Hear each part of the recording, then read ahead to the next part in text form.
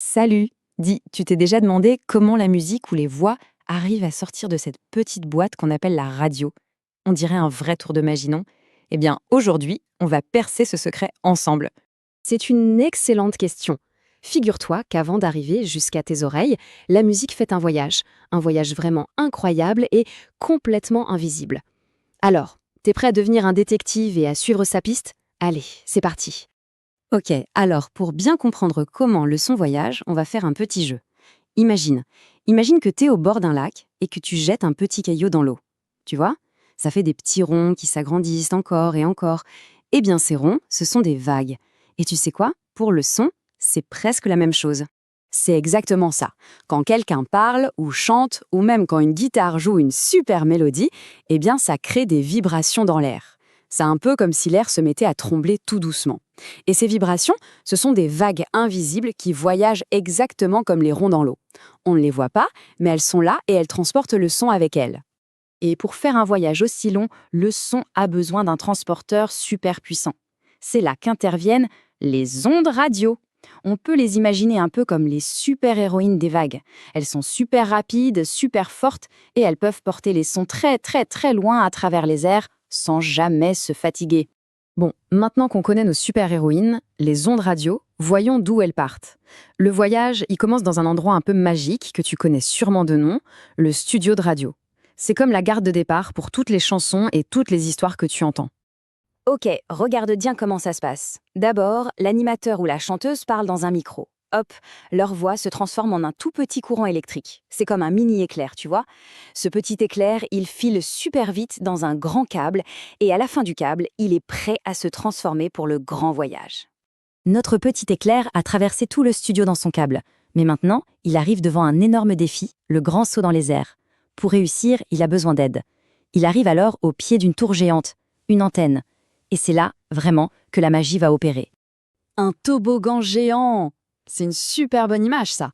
C'est exactement ce que fait l'antenne. Elle attrape notre petit éclair électrique et, ouf, elle le lance très fort dans les airs.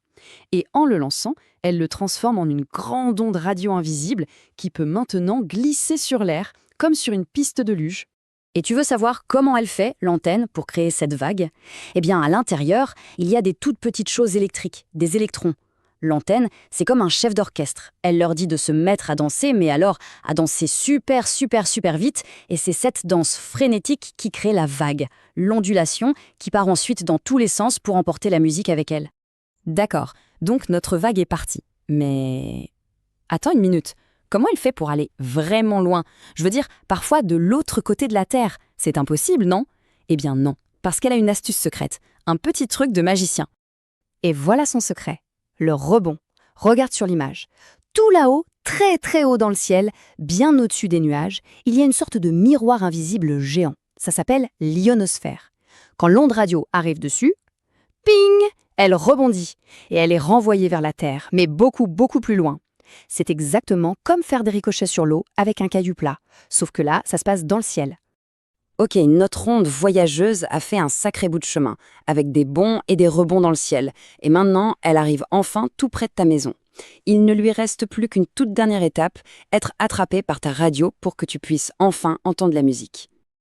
Eh oui, ta radio, elle aussi, elle a une antenne. Parfois on la voit bien, parfois elle est un peu cachée, mais elle est là. Et son travail, c'est d'être comme un filet à papillon. Elle est là, prête à attraper au vol la bonne onde radio, celle qui transporte justement ta chanson préférée. Et une fois que la vague est attrapée, la radio fait tout le travail, mais à l'envers. D'abord, l'onde radio redevient ce petit courant électrique, le mini éclair du début.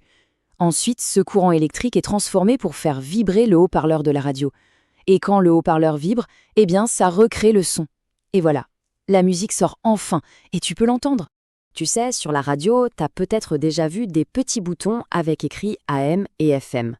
Tu t'es déjà demandé ce que ça voulait dire? Eh bien, c'est juste deux manières différentes de coder le son sur la vague. On pourrait dire que ce sont deux styles de danse. Pour la radio AM, les vagues deviennent plus hautes ou plus basses. Et pour la FM, elles deviennent plus rapides ou plus lentes.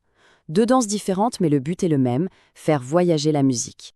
Et voilà, le voyage est terminé. Maintenant, tu connais tout le secret des ondes radio. Ce n'est pas de la magie finalement, mais c'est tout aussi incroyable, tu ne trouves pas? Alors la prochaine fois que tu écouteras la radio, pense à ce voyage fantastique, le son qui surfe sur des vagues invisibles juste pour arriver jusqu'à toi. Et en parlant de ça, c'est quoi toi, ta chanson préférée à écouter sur ces super vagues de la radio?